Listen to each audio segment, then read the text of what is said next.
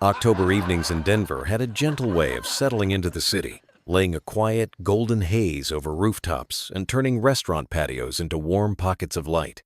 Emberstone Terrace was one of those places where people like to end the day. Soft music, clinking glasses, and a view that stretched all the way to the foothills. Rowan Kessler arrived with careful movements, easing his wheelchair into place beside the table where Elise and Silas were waiting for him. The two of them smiled the moment he appeared, as if simply seeing him outside the house again was reason enough to celebrate. "You made it," Elise said, brushing a lock of hair behind her ear. "I'm glad." Rowan managed a subtle grin.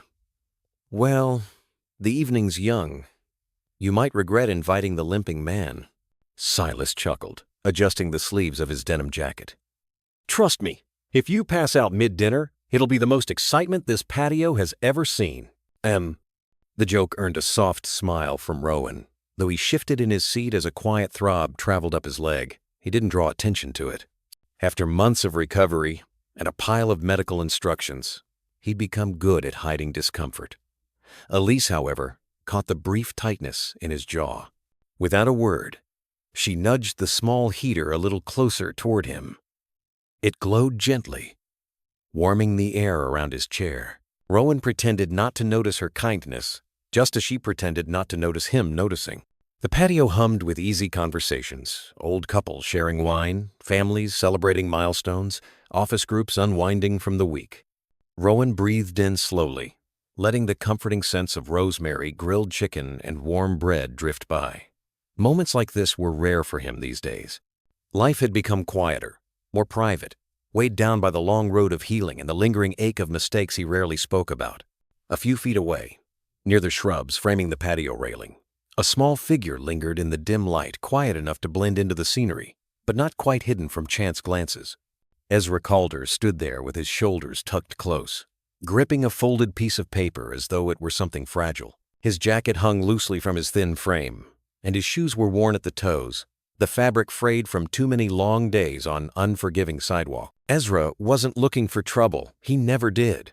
He only wanted enough light to read. The patio lamps offered more brightness than the street lights he usually relied on, so he stayed at the edge, careful not to draw attention. But when Rowan shifted again, this time sharply, with a swallow of pain that escaped before he could stop it, Ezra froze. His eyes locked on the man's leg. A brief rotation of the foot, the way Rowan braced his hip, Ezra recognized the pattern instantly. He unfolded the page in his hand, holding it closer to compare the diagram with Rowan's movements. A nerve diagram, partly creased, partly smudged, but still readable. He whispered the words softly, as if reciting them brought him courage. "That's the same angle, same rotation." Oh, the memory of his mother's suffering brushed against his thoughts, her voice tired, her steps unsteady, and all the moments he'd wished someone, anyone, would have stepped in sooner. Ezra's fingers tightened on the page. He wasn't supposed to approach people. He knew the rules of the street. Keep distance, keep moving, don't cause alarm. A boy alone near a nice restaurant rarely earned kind looks. But the pain he saw on Rowan's face felt too familiar, like a warning he could not ignore. Ezra stepped closer to the rail. His heart pounded so loudly he wondered if someone else could hear it. He took a breath, bracing himself, then slipped through the gap in the railing small enough for his thin frame to pass without struggle. For a moment, the patio lights washed over him, revealing him fully. Tired eyes, wind-reddened cheeks, and hands gripping the worn journal page like it was a lifeline. Silas saw him first. His fork paused mid-air. Folks, there's a kid here." Rowan turned, eyes widening with surprise, not fear, not anger, just genuine confusion at the sight of the boy quietly standing there, unsure but determined. Ezra stepped forward, voice barely above a whisper. "Sir, your leg. It hurts when you turn it like that." Rowan blinked, taken aback. Elise shifted, concerned. Silas leaned forward, cautious but not unkind. Ezra lifted the paper slowly, hands trembling. I think I know why. And just like that, everything on the patio seemed to still, the lights, the conversations, the breeze, as if the whole evening leaned in, waiting to hear what a weary little boy had come to say. Rowan studied the boy for a quiet moment, taking in the way Ezra held the page carefully, almost reverently, as if it meant more to him than anyone else on the patio could guess. The restaurant noise faded into a low murmur. A gust of cool air rustled the patio plants, but Ezra didn't flinch. He simply waited, small shoulders squared with a kind of trembling courage. "What did you say, son?" Rowan asked gently. Ezra's fingers tightened around the paper. "Your leg, the way you moved it. I've seen that before. It's this." He unfolded the worn sheet and showed them a diagram of the sciatic nerve, tracing a small X with his fingertip. "Right here. If it's tight, it makes your foot turn in. And it hurts more when you try to sit straight." Elise leaned closer. "Where did you learn that?" Ezra lowered his gaze. "From the clinic dumpsters. People throw out lots of things. Sometimes pages from journals, sometimes diagrams. I read them at night if I can find enough light." The words weren't dramatic. They weren't meant to be. But the softness of his tone carried a weight that made Rowan's chest ache in a way that had nothing to do with his injury. Rowan exchanged a glance with Elise, one of those quiet looks friends share when something unexpected reaches deeper than they know how to express. Silas cleared his throat gently. "Kid, you know this stuff? Really know it?" Ezra nodded once, small and uncertain. "I don't have the books, but when I read something, I remember it. All of it." He hesitated, then added more softly, "Sometimes it helps people." He didn't say who. He didn't say how many nights he had tried to help too late. But Rowan sensed the shadow behind the boy's eyes, the kind of shadow only loss carves. "What's your name?" Rowan asked. "Ezra," the boy whispered. The name felt delicate in the air, as if spoken for the first time in a long while. "All right, Ezra," Rowan said quietly. "Come sit with us. It's warmer here." Ezra's head lifted slightly, as if he wasn't sure he'd heard correctly. His shoes scraped softly against the stone as he took a hesitant step forward. Elise pulled out a chair. Silas shifted to make room. Ezra slid into the seat like someone who wasn't sure how long he'd be allowed to stay. A waiter approached, brows raised in surprise. Rowan lifted a hand before the man could speak. "He's with me." It was a simple sentence, but for Ezra, it seemed to land with the weight of a door being quietly opened. The waiter nodded and walked away. Elise offered a small smile. "Ezra, do you want something warm? Cocoa? Soup?" Ezra blinked, startled. I don't want to cause trouble." "You're not causing trouble," Rowan said gently. "You just look like you could use a little warmth." Ezra looked at his hands, as if unsure whether warmth was something he was allowed to accept. After a long pause, he nodded. When the cocoa arrived, steam curling up from the mug, Ezra wrapped both hands around it as though afraid it might disappear. He took one small sip, then closed his eyes briefly. Overwhelmed by something as simple as heat, Silas softened his voice. "Ezra, do you have somewhere to sleep tonight?" A beat of silence. Ezra shook his head. Rowan felt something settle inside him. Not pity, not impulse, but recognition. A quiet memory of nights when he too had wished someone would look up and see him clearly. "Well then," Rowan said, voice steady but warm. "You're not sleeping outside tonight." Ezra's head snapped up, eyes wide. "You can come home with us," Rowan added. "At least for tonight. We'll figure things out in the morning." Ezra swallowed hard, his throat tightening. Are you sure?" Rowan nodded. "I am." The boy didn't smile, but his shoulders eased just a little, as if a weight he carried for far too long had shifted by an inch. When they finally stood to leave, Ezra followed them toward the exit, staying close, but careful not to touch anything he wasn't certain he was allowed to. Rowan watched the boy's small steps, half cautious, half hopeful, and felt a quiet tug in his chest that he couldn't fully explain. Elise held the door open. Silas checked the street to make sure it was clear, and Rowan waited as Ezra stepped into the soft October night beside them, the city lights reflecting faintly in his tired eyes. For the first time in a very long time, Ezra didn't feel invisible. And Rowan, though he didn't yet know why, felt something inside him begin to change as well. The drive back to Rowan's house was quiet, in the kind of way that feels careful, as though everyone was trying not to disturb something fragile unfolding in the car. Denver's nightlights passed through the windows in soft gold streaks, and Ezra watched each one as though memorizing a path he never expected to travel. His hands remained wrapped around the empty cocoa cup Silas had rinsed out for him, holding it like a small anchor. Rowan kept the car steady despite the gentle ache pulsing through his leg. Elise sat beside him, glancing back now and then, making sure Ezra wasn't too cold or overwhelmed. Silas rode in the passenger seat, one foot tapping lightly in a rhythm that filled the quiet spaces without intruding. When they pulled into Rowan's neighborhood, Ezra's eyes widened at the quiet streets lined with maple trees and the neat rows of porch lights glowing warmly. It wasn't a wealthy area, but everything felt settled and lived in the kind of place where neighbors still waved and autumn wreaths hung on doors. Rowan parked in front of his small brick house, its porch light casting a gentle cone of amber across the walkway. "Come on," he said as he opened the door. "It's not big, but it's safe." Safe. The word echoed inside Ezra more deeply than Rowan could have known. The boy followed them inside, careful with every step. The living room opened directly from the entryway, filled with soft lamplight, books stacked along the shelves, and a faint scent of cedar from the old wooden floors. It was warm in a way Ezra had never felt before, not just temperature, but the kind of warmth that comes from a place loved over many years. "Let me find you something warm to wear," Elise said softly. She disappeared down the hallway. Ezra stood still, soaking in the room around him. His gaze drifted to a framed photograph on the mantel Rowan with a group of friends at a lake, sunlight catching the curve of his smile. Ezra felt a strange twist in his chest. Happiness looked different when it lived on walls instead of memories.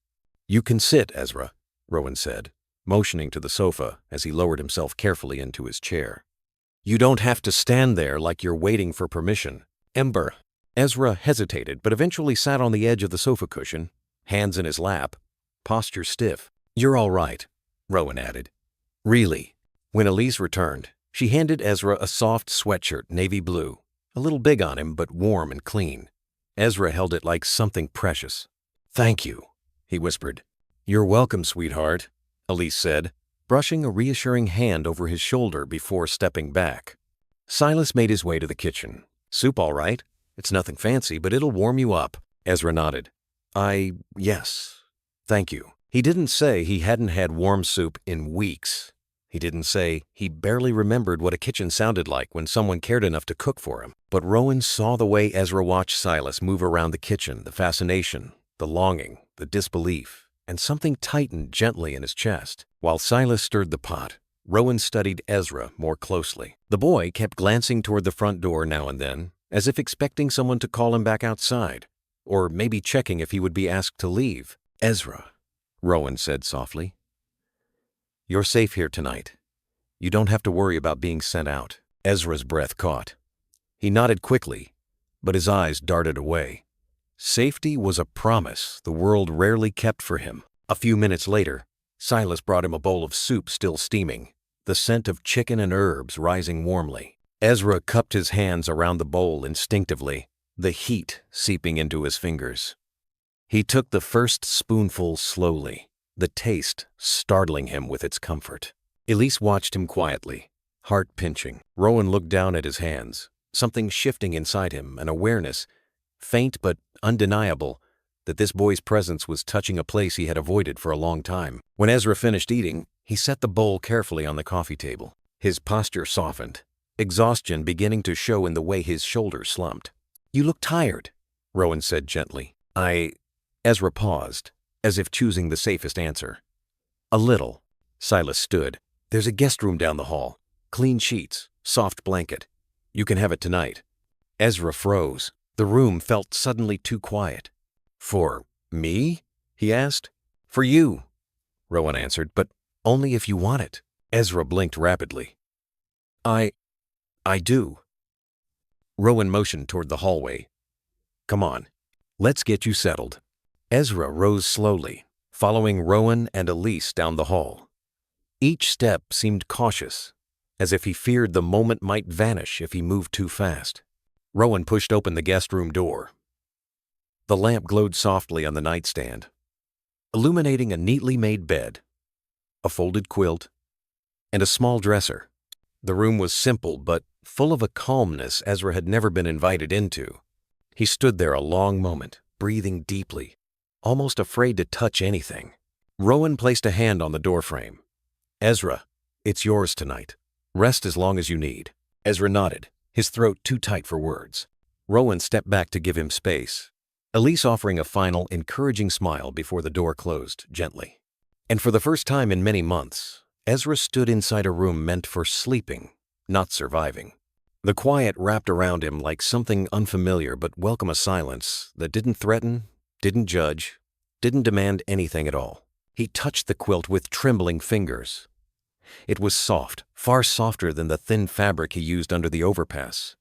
He lifted the edge, breathed in the clean scent, then sat slowly on the bed. The mattress dipped gently beneath him, holding his weight in a way the cold concrete never had. Ezra closed his eyes. For one brief moment, a part of him feared he would wake up outside again, beneath the rumble of passing trucks. But the warmth beneath him was real, and the steady murmur of Rowan's voice down the hallway was real. Ezra lay back, pulling the quilt up to his chin, letting the room's gentle quiet settle into the bruised corners of his mind. For the first time in what felt like a lifetime, he slept. Rowan left the guest room door slightly ajar, giving Ezra a sense of closeness without intruding. The hallway lights were dimmed, and the house settled into its usual nighttime hum. The tick of the old thermostat, the soft sigh of the heater, the muted rustle of tree branches brushing against the window. Elise and Silas stood quietly in the living room, speaking in soft tones. "That boy," Elise whispered. "Rowan. He must have been running on fear alone." Rowan leaned against the wall, adjusting his weight. The ache in his leg flared, but it didn't feel as sharp now. Maybe it was the warmth of the night, or the lingering memory of Ezra's small voice explaining the diagram with trembling certainty. "He's been surviving on instinct," Rowan murmured. "Kids shouldn't have to know what that feels like." Silas crossed his arms loosely. "He knew what was wrong with your leg before any of us did." Rowan nodded slowly. "He saw it immediately, like he'd studied it for weeks." Elise looked toward the hallway. "Where does a child learn like that? On his own?" Rowan didn't answer. He was still trying to reconcile the two images in his mind, the fragile boy clutching the cocoa cup, and the sharp-eyed child recognizing a nerve entrapment as if he'd memorized the textbook. After Elise and Silas headed home, promising to return in the morning, Rowan locked the door and walked slowly into the living room. The quiet pressed gently around him, inviting reflection. He lowered himself onto the couch, careful with his leg, and stared at the dim light pooling across the rug. He had brought Ezra home on instinct, but now, in the stillness, he wondered what came next. The boy needed warmth, food, safety, but he also carried something deeper: knowledge, grief, and a kind of bravery that only comes from being too alone for too long. Rowan rubbed a tired hand over his face. "One night at a time," he whispered to himself. He didn't realize how exhausted he was until his eyes drifted shut. Ezra woke just after dawn, startled by the softness beneath him. For a few seconds, he had no idea where he was. The ceiling above him unfamiliar, the quiet too warm, too safe. Then memory returned like a slow tide. The man, the restaurant, the cocoa, the room. Ezra sat up, blinking at the gentle morning light filtering through the curtains. He pressed his palms into the quilt, reassuring himself that it wasn't a dream. His chest tightened with a strange mix of gratitude and confusion. He opened the door quietly, peeking into the hallway. The house was still. He stepped out barefoot, moving silently toward the living room. Rowan was asleep on the couch, one arm draped over his chest, the blanket slipping halfway off. His breathing was steady, peaceful, in a way that made Ezra pause. He hadn't seen an adult sleep like that in months, without fear, without tension, without the sharp twitch that came from being startled awake by sirens or shouting. Ezra noticed something else too. Rowan had tried to stay awake. A book sat on the coffee table, open but unread, as if Rowan had been keeping watch until his body finally gave out. Ezra swallowed. Someone had stayed awake for him. The thought made his throat tighten. He moved closer, lifting a corner of the blanket and gently pulling it up over Rowan's shoulders. The movement was small, barely more than a whisper, but it carried a tenderness Ezra hardly recognized in himself anymore. Rowan stirred but didn't wake. His expression softened, the lines of pain around his eyes easing. Ezra stepped back, uncertain if he'd crossed some invisible line by showing care. A soft knock sounded at the door, followed by Elise's gentle voice. "Rowan? It's just us." Ezra froze, startled. Rowan blinked awake, groaning quietly as he pushed himself upright. "Morning," he murmured, running a hand through his hair. "Come on in, Em." Elise and Silas stepped into the house, bringing with them a rush of cool morning air and the smell of fresh pastries. Elise smiled when she saw Ezra standing quietly near the couch. "Good morning, sweetheart," she greeted softly. "Did you sleep well?" Ezra nodded. "Yes, thank you." Silas lifted a small paper bag. "Brought breakfast. Hope you're hungry." Ezra's eyes flicked briefly to Rowan, as if silently asking permission. Rowan gave a gentle nod. "Eat as much as you like, Em." They sat around the coffee table, Rowan with his knee supported by a cushion, Elise pouring orange juice, Silas setting out pastries. Ezra took a small bite of a warm roll, letting the unfamiliar sweetness sit on his tongue. Rowan watched him quietly. "Ezra, after we eat, there's something I want to show you. Somewhere you might want to see." Ezra looked up, uncertain but curious. "Where?" Rowan smiled softly. "Your old spot, where you were sleeping before. We should make sure you didn't leave anything behind." Ezra's expression shifted relief, mixed with a flicker of fear at the idea of returning. "But we'll go together," Rowan added. "You're not alone." Ezra held his gaze for a long moment, then nodded. The boy didn't know it yet, but this morning would be the first step toward understanding what safety really meant, and what it felt like to finally share the weight he had been carrying alone. The morning air carried a crisp quiet as Rowan guided Ezra outside. The sun was still low, painting long amber streaks across the sidewalk. Elise and Silas followed a short distance behind, giving the boy room to breathe while still providing a steady presence. Ezra kept close to Rowan's side, hands tucked into the sleeves of the borrowed sweatshirt, eyes flicking from street to street as if mapping a path only he understood. Rowan walked slowly, mindful of his knee. "You can tell me if we're heading the wrong way," he said gently. Ezra nodded. "It's this way, toward the bridge." His voice was soft, but each word held a quiet certainty. He'd walked this route many nights, alone, the cold pressing close around him. But today, with footsteps beside his own, the streets looked different, less threatening, more familiar in ways he didn't expect. They turned onto a quieter road lined with older brick buildings, their windows catching the morning light. A woman sweeping her porch paused to smile at the small group. Elise waved back warmly. Ezra lowered his head instinctively, unused to being noticed without suspicion. Rowan offered him a reassuring glance. "You're doing all right," Rowan murmured. "Just breathe." Ezra lifted his gaze slightly. "I didn't think I'd ever walk back here with someone." The honesty in his voice tightened something inside Rowan. He slowed a little to match the boy's cautious steps. "You're not facing it alone anymore." They reached the edge of the overpass mile marker 34, the place Ezra had quietly survived for too many nights. Cars hummed above, muted and distant, while the shadow of the concrete structure stretched across the dirt below. Ezra hesitated at the slope leading downward, his shoulders tensed, his breath catching in the cool air. Rowan paused beside him. "We don't have to go down if you're not ready." Ezra shook his head quickly. "No, I should. I want to." He stepped carefully down the incline, his thin shoes crunching over gravel. Rowan followed, steadying himself with the railing. Elise and Silas remained at the top to give them space, but their silhouettes were constant and reassuring. The underside of the bridge was just as Ezra had left it, quiet, dim, and cold. The ground was littered with leftover leaves and bits of paper stirred by the wind. A flattened cardboard sheet rested near the wall, its edges curling from weather. Nearby, a small stack of torn journal pages lay held down by a smooth river stone Ezra once used to keep the wind from blowing them away.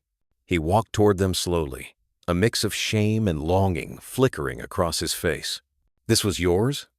Rowan asked gently. Ezra nodded. I read here. When it got cold, I stayed close to the wall. It was the warmest place." "Warmest? Under a bridge?" Rowan felt his chest grow tight. The boy knelt and lifted the stone, revealing the handful of pages beneath, some wrinkled, some torn where rainwater had blurred the ink. Ezra handled each one with delicate care, as if touching old friends. "I found these months ago," he whispered. "I liked learning things that made sense." Rowan lowered himself slowly onto a nearby concrete ledge. You taught yourself all this? Ezra gave a small nod. If I read it once, I remember. I don't know why. I just do. Oh. He looked up, uncertain. Is that strange? Rowan shook his head. Ezra, that's a gift. A remarkable one. Ezra looked back down, fingers brushing the edges of the pages. I didn't think anyone would ever say that. It was a small confession, but it landed with the weight of years. He set aside the torn pages, leaving only the cleanest ones to take with him. As he stood, he glanced around the quiet space under the bridge, the place that had been both shelter and prison. His breath trembled. Can I leave the rest? He asked softly. I don't want to take everything from here. Rowan understood what he meant. Not just asking permission to leave old paper behind, but asking if he was allowed to leave the version of himself who lived here. You can leave whatever you want, Rowan said. What matters now is where you're going. Ezra's eyes shone not with tears, but with a fragile brightness, as if a window long shuttered had opened a sliver. He stepped closer to Rowan. Thank you for coming here with me. You're welcome, Rowan replied. And Ezra, you don't have to look back alone anymore. Ezra took a shaky breath, then nodded. They turned together, walking back up the slope toward the morning light. Elise and Silas waited, warm smiles greeting them at the top. Ezra hesitated only a moment before stepping into their small circle, letting himself be surrounded by something he wasn't sure he deserved, but desperately needed. As they headed back toward Rowan's home, Ezra glanced over his shoulder one last time. The bridge loomed behind him, silent and gray, but it no longer felt like the whole world. It was simply a place he had survived. And for the first time, survival no longer felt like the end of the story, but the beginning of something new. Rowan and Ezra walked back toward the house at a slower pace, letting the morning settle around them. Ezra kept glancing down at the few journal pages he had chosen to carry with him, holding them as carefully as if they were pieces of something irreplaceable. The air felt different now, lighter, as though leaving the bridge had loosened something long knotted inside him. You did well today, Rowan said softly. Ezra looked up, unsure. It was hard. I know, but you faced it, Rowan replied. That takes courage. Ezra didn't answer right away. He simply walked a little closer, as if the space between them felt safer now. Elise and Silas followed behind with gentle steps, letting the two stay ahead. When they reached the warmer neighborhood streets, Ezra's shoulders eased. He noticed the small things, jack-o'-lanterns still sitting on porches from last week, a wind chime ringing lazily, a dog wagging its tail behind a fence. Details he had overlooked before because survival didn't leave room for noticing. By the time Rowan's house came into view, Ezra's expression had softened. Not joyful, not yet, but less guarded, as if something inside him had finally taken a breath. Inside, Rowan set his keys down. You hungry? He asked. Ezra nodded faintly. Silas headed to the kitchen without waiting for instructions. Elise took Ezra's worn pages and placed them carefully on the coffee table. They're safe here, she said gently. Ezra's voice came small but sincere. Thank you. All of you. Rowan met his eyes. You're part of this house now, Ezra. Even if we're still figuring out what that means. Ezra blinked, absorbing the words. And for the first time, he let himself sit deeper into the living room sofa, not on the edge, not ready to run, but resting, just resting. Outside, the late morning sun stretched across the windows. And inside Rowan's home, the first fragile threads of belonging quietly began to weave themselves into place. By late afternoon, the soft glow of the sinking sun cast gentle amber stripes across Rowan's living room. The house felt warmer than usual, the kind of warmth that settles quietly when people share the same space without rushing one another. Ezra sat at the coffee table with Elise, sorting the few clean journal pages he had saved. Silas lingered in the kitchen, brewing a fresh pot of tea, the scent drifting through the house like a calm invitation. Rowan watched it all from his armchair, his injured leg supported by a cushion. For the first time in many months, the stillness around him didn't feel empty. It felt lived in, real. Ezra's presence, though quiet, had a way of filling the room with a gentle hum, like a small lamp flickering to life in a dim space. Ezra, Elise said softly. You've taken very good care of these.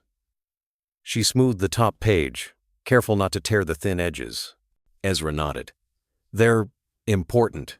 They teach things. Rowan leaned forward. Why do you remember them so well? Ezra hesitated. I don't know. When I read, it just stays. He tapped his temple lightly. Like it doesn't go away. That's a rare gift, Rowan said, voice warm. Don't ever think it's strange. Ezra lowered his gaze, a small flicker of uncertainty crossing his expression. Compliments were not something he knew how to hold. Silas appeared with 3 mugs of tea. Careful. They're warm, he said, passing one to each of them. The boy cupped the mug with both hands, the rising steam softening the tension in his shoulders. After a quiet moment, Rowan shifted, careful with his leg. Ezra, I'd like to look at your notes with you if that's all right. Ezra glanced up quickly. You want to see them? I do, Rowan replied gently. I want to understand how you think, how you learn. That seemed to surprise the boy more than anything else that day. He slid the pages closer to Rowan, watching with wide eyes as the man examined the diagrams and faded medical text.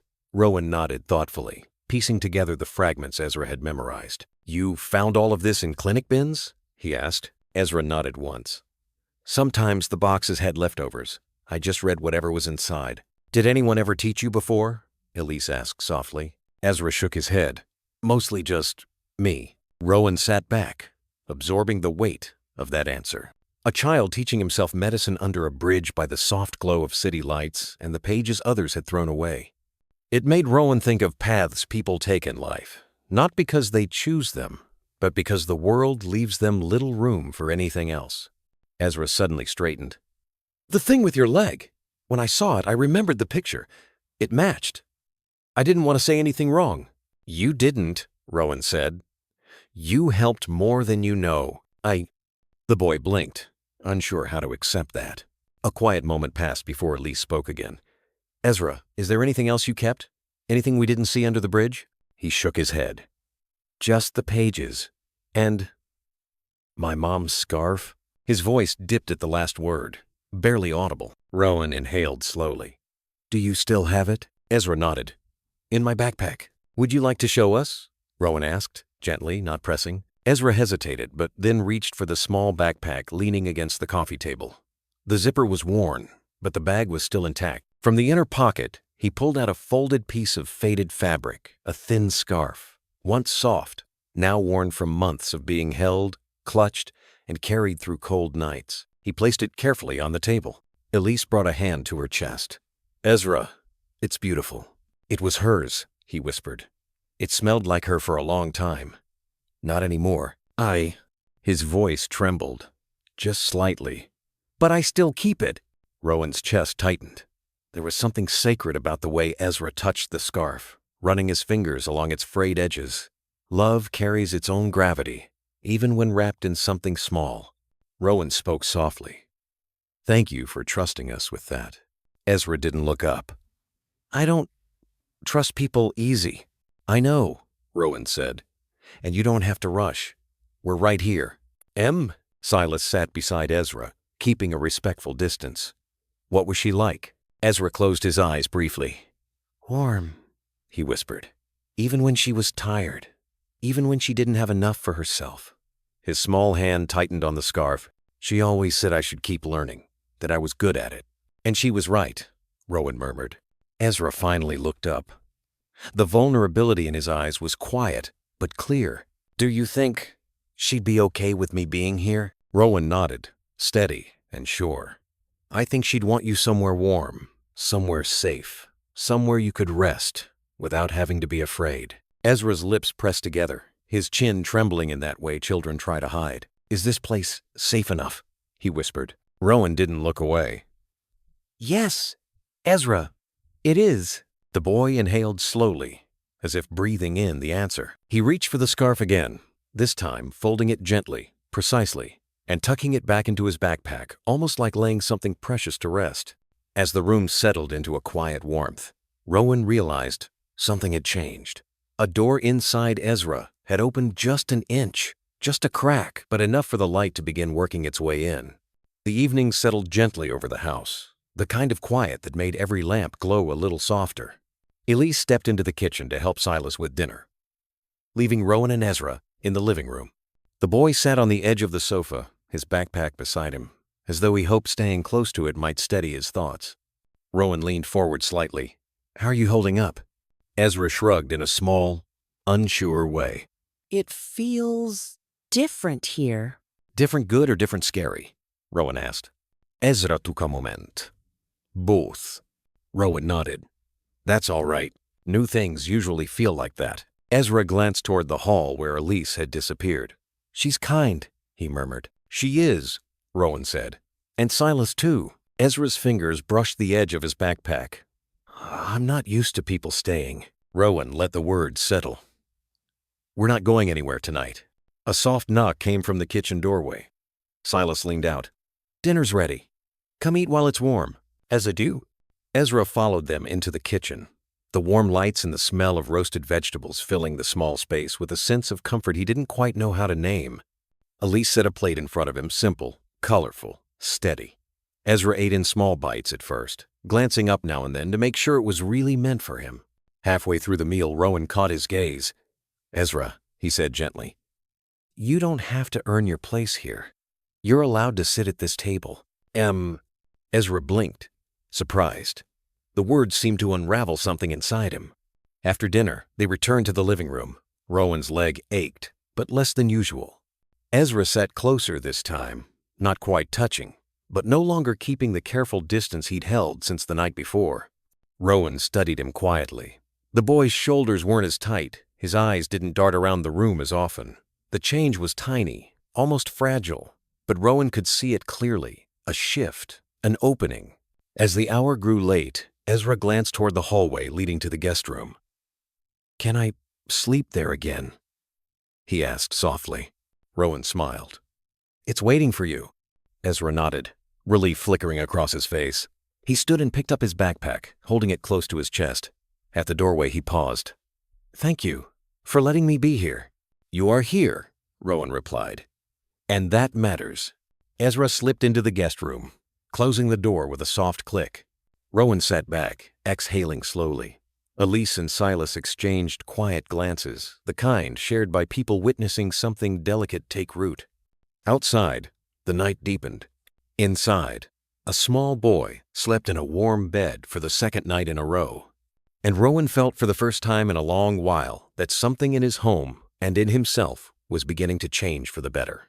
Morning sunlight filtered softly through the blinds when Rowan woke, his legs stiff but not as sharply painful as usual. The house held that early quiet, the kind that made every sound more tender, the clink of dishes from the kitchen, the faint hum of the heater, and the soft shuffle of small footsteps along the hallway. Ezra appeared in the doorway, hair slightly mussed, sleeves of his sweatshirt hanging over his hands.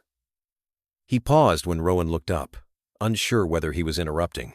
"Morning," Rowan said warmly. Ezra nodded. "Morning." He stepped inside a little more, holding his backpack close. "Elise said there's oatmeal. With cinnamon. She makes it that way when she wants to spoil us," Rowan replied. Ezra's lips twitched into the smallest, shyest smile, quick as a flicker of light, but real. They moved to the kitchen, where Elise stood stirring a pot on the stove, and Silas sipped coffee at the counter. The warmth of the room settled around Ezra like a gentle blanket. "Good morning, sweetheart," Elise said. "Sleep all right?" Ezra nodded again. "Yes, thank you." End of quote. "Sit," Silas said, sliding a bowl in front of him. "Eat up. We've got a long day." Ezra looked up, curious. "What are we doing today?" Rowan exchanged a glance with Elise, one of quiet agreement. "I think," Rowan said carefully, "it's time we checked your health properly.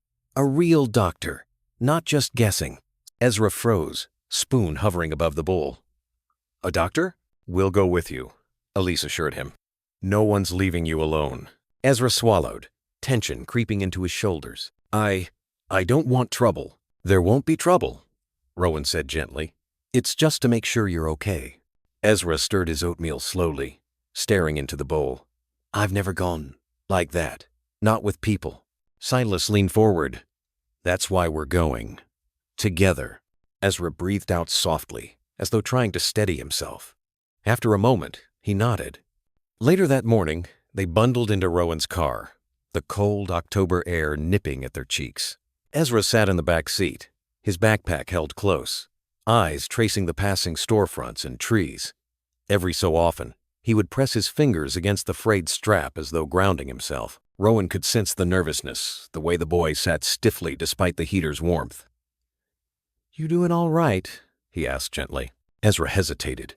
"What if they ask questions?" "We'll answer what we can," Rowan assured him. "And anything you don't want to talk about, we'll handle together. You don't have to explain everything today." Ezra took a small breath. "Okay." The clinic they chose was a small family practice nestled between a bakery and a hardware store. A bell chimed softly when they stepped inside, the smell of coffee and antiseptic mingling in the air. The waiting room was cozy potted plant near the window, children's books neatly stacked, and a receptionist with a warm smile. "Morning," she greeted. "Here for an appointment?" Rowan stepped forward. "Yes, for Ezra." "M?" Ezra stayed half hidden behind Rowan's coat sleeve, glancing nervously at the unfamiliar surroundings. The receptionist nodded kindly. "You're welcome to sit. Dr. Hargrove will be with you shortly." They settled into the waiting area. Elise sat beside Ezra, offering a reassuring smile. Silas flipped through an old magazine, humming softly to break the quiet tension. Ezra's gaze wandered to a framed poster on the wall, a diagram of the skeletal system. His eyes traced it slowly, recognition flickering across his face. He leaned forward a little, studying it with a silent curiosity that softened his worry. "You like that stuff, huh?" Silas murmured. Ezra nodded shyly. "It makes sense. More than other things." Before Silas could respond, the office door opened. A tall, middle-aged man with kind eyes and rolled-up sleeves stepped out. "Ezra? I'm Dr. Hargrove. Come on back with me." Ezra looked immediately to Rowan, uncertainty blooming across his face. Rowan stood and placed a steady hand on the boy's shoulder. "We're right behind you." Ezra followed the doctor into the examination room. Elise and Silas stayed in the waiting area, while Rowan stepped inside with him, moving slowly to avoid straining his leg. The room felt bright and clean, but not harsh. Ezra climbed onto the exam table hesitantly, the crinkling paper beneath him startling a small jump. "Doctor," Hargrove kept his tone gentle. "Ezra, we're just going to check a few things. Nothing scary." Ezra clasped his hands in his lap. "Okay." Rowan stood nearby, offering quiet reassurance without hovering. The doctor checked Ezra's breathing, heart rate, weight. Each step was met with patient explanation, taking the edge off the boy's nerves. "You're underweight," Dr. Hargrove said softly. "But we can fix that with steady meals." Ezra lowered his gaze. "I didn't always have food." The doctor nodded with quiet understanding. "You do now." Rowan watched Ezra carefully, noticing how the boy reacted to each small kindness with surprise first, then cautious acceptance. Halfway through the exam, Dr. Hargrove paused. "Ezra, do you have any questions for me?" Ezra lifted his eyes. "Can people fix things, even if they were broken a long time?" The room fell gently quiet. "Yes," Dr. Hargrove said. "Sometimes it just takes the right help." And from Ezra nodded slowly, absorbing the words as though storing them somewhere deep inside. And Rowan realized this wasn't just a medical visit. It was the first step in Ezra learning what it meant to be cared for. The exam continued quietly, the room filled with small sounds, Dr. Hargrove's calm voice, the soft click of instruments, Ezra's careful breaths. Each step seemed to loosen a little of the fear the boy carried. "You're doing great," Rowan said gently from the corner. Ezra looked over, the reassurance helping him sit a little straighter.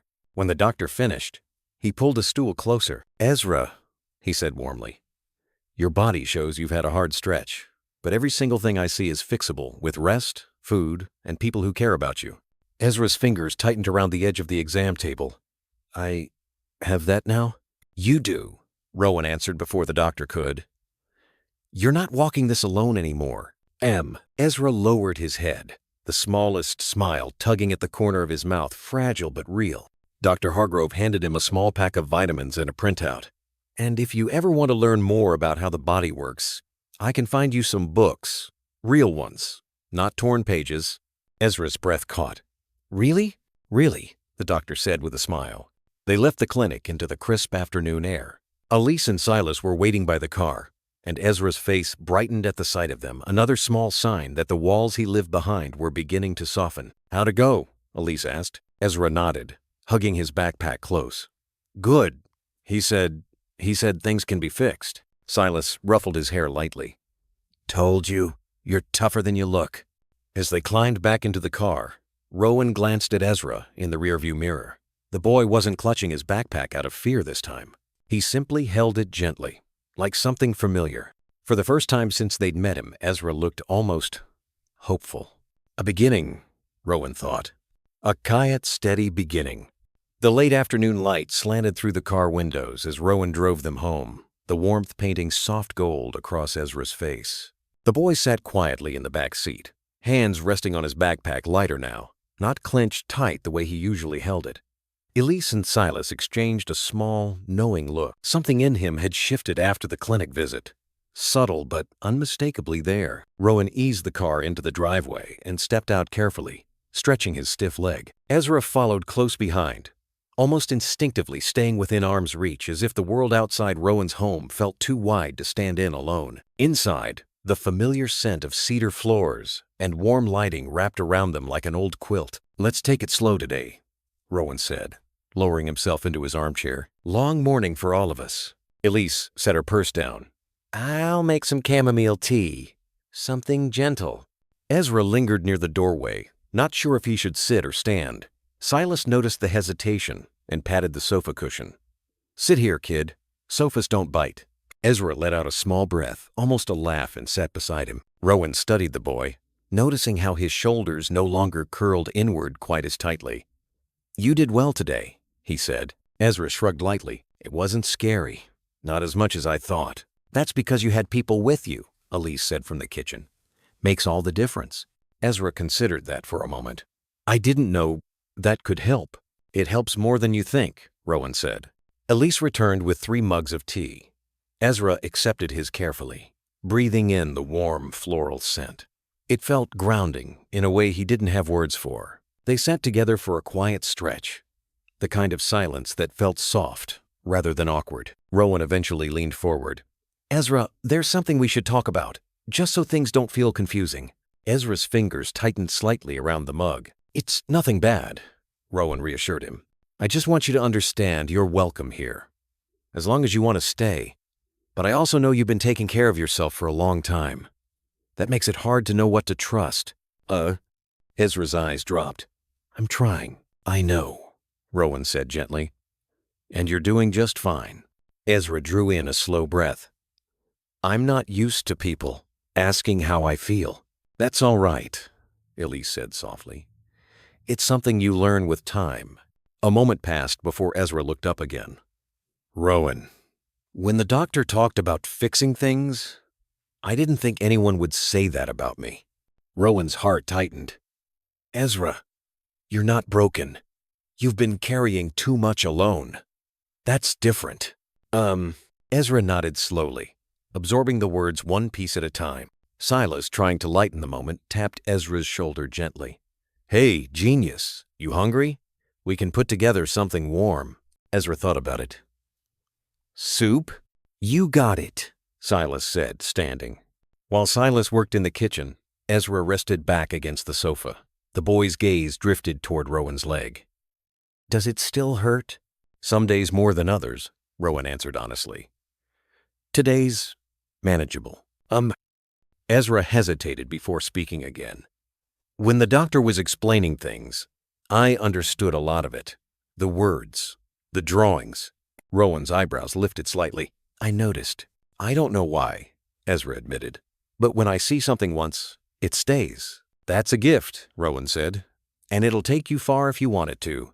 Ezra shifted gently, unsure whether he was allowed to hope for something that large. Silas returned with bowls of warm soup, setting one in front of Ezra. "Eat up. This'll help you grow 3 inches by morning." Ezra cracked a tiny smile. "I don't think that's how soup works." "Don't ruin the magic, kid," Silas said playfully. They ate together, the mood easing into something simple and comforting. As Ezra finished the last bite, He let out a quiet sigh, the kind that escapes only when someone feels, even briefly, at peace. After dinner, Elise set her hand lightly on Rowan's arm. "We should think about school," she said softly, "or tutoring.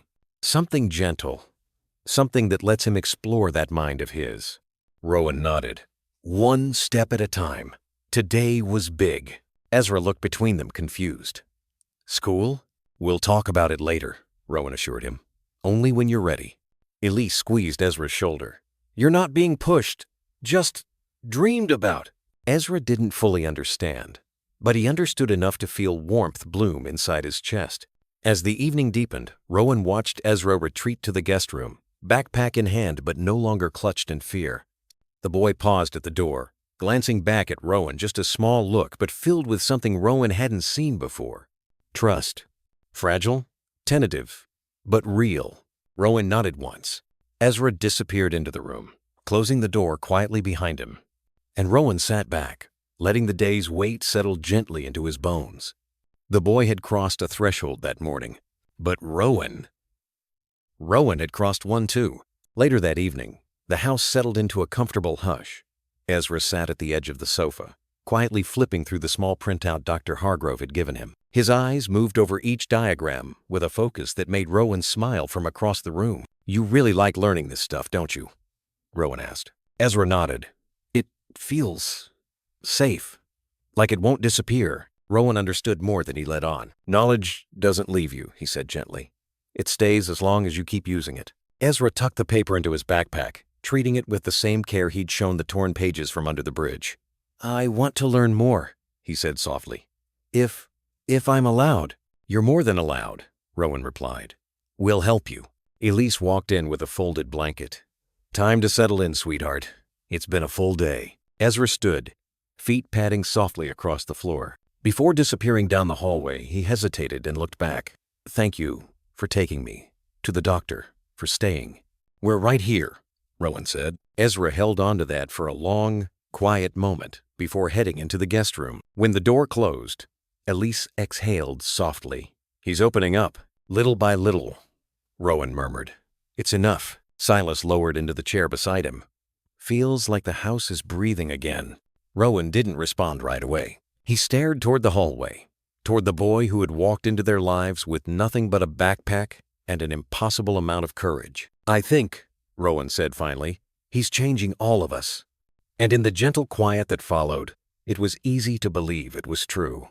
Morning sunlight stretched softly across Willowbrook as Rowan stepped onto the porch with a warm mug in hand. Inside, he heard Elise's voice and the quiet shuffle of Ezra waking up, still cautious, but no longer afraid of being heard. A few minutes later, Ezra appeared in the doorway, backpack strapped on. "Do we go now?" he asked quietly. "Whenever you're ready," Rowan said with a gentle smile. Silas jogged up the walkway. "Made space in the truck. Thought we'd take you back to mile 34, pick up whatever you left." Ezra nodded. "There's not much. A jacket, some pages." "That's enough," Rowan said. "We'll take what matters." The drive was slow, windows cracked open to the cool breeze. Ezra watched familiar streets pass by, places he once walked alone, now softened by the presence of 3 people who refused to leave him behind. When they arrived beneath the overpass, Ezra hesitated. Elise turned, offering a reassuring smile. "We're right here, sweetheart." He stepped out. The place looked smaller somehow, quieter under the gray morning light. Ezra walked toward a tucked corner beneath the concrete, a spot shaped by necessity, not comfort. "This was it," he whispered. "My spot." Silas knelt beside him. "You lived through a lot here, kid." Ezra didn't speak. He simply picked up a worn jacket and a small bundle of folded pages he'd kept protected. His hands trembled faintly, not from fear, but from realizing he didn't belong to this place anymore. Rowan stepped closer but didn't rush him. "You can take what you want. Leave the rest behind." Ezra held the jacket for a long moment, then slowly set it down again. I don't need it now." "A quiet, brave choice." Rowan touched his shoulder lightly. "Moving forward doesn't mean forgetting. It just means you're not stuck here." Ezra nodded, eyes softening. "I think I'm ready." They walked back toward the truck, the overpass fading behind them like a closed chapter. On the ride back to Willowbrook, The morning sun warmed the windows as Ezra held the small plastic box Silas had given him. Elise glanced at him in the mirror. "How are you doing, sweetheart?" He thought for a moment. "It feels strange, like I left someone behind." Rowan nodded softly. "Maybe you did. Maybe that's the part of you who had to survive alone. You're not alone now." Ezra looked out the window as Willowbrook came into view. Quiet porches, trimmed lawns, maple leaves scattering across sidewalk. The kind of neighborhood he never imagined he'd walk through as anything more than a passerby. Silas hopped out first when they parked. "Come on, buddy. Let's get you inside." Ezra stepped down from the truck, holding the box close, not from fear this time, but as something precious from a life he was learning to grow beyond. Elise placed a gentle hand on his back. "Welcome home again." Ezra nodded, a faint but genuine smile forming. "Yeah," he whispered. "Home."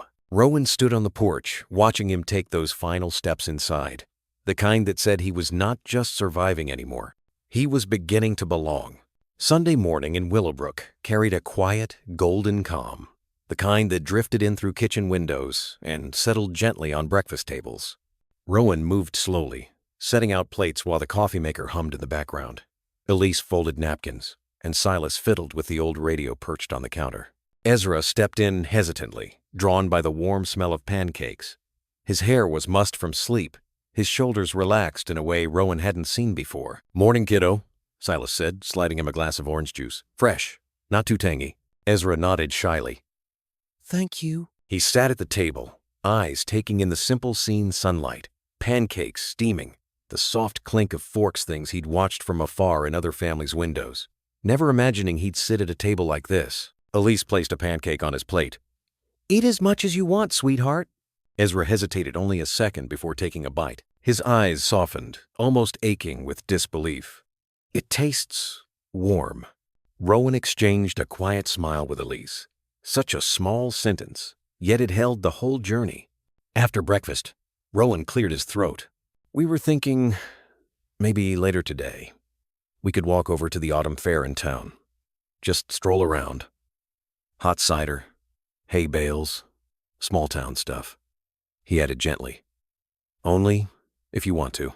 Ezra looked down at his hands. "Do kids, like me, go to fairs?" "Kids," Elise said, touching his shoulder, "who have a home and people who care about them absolutely do." Ezra nodded slowly, as if trying the idea on like a coat that finally fit. Later, as they stepped outside, the breeze carried the faint sound of laughter and distant music from Willowbrook's Main Street. Ezra held his little plastic box of pages tucked against his side habit. Comfort, anchor. "May I bring it?" he asked. Rowan smiled. "Of course. Bring anything that matters to you." They walked together down the sidewalk, golden leaves brushing across their shoes.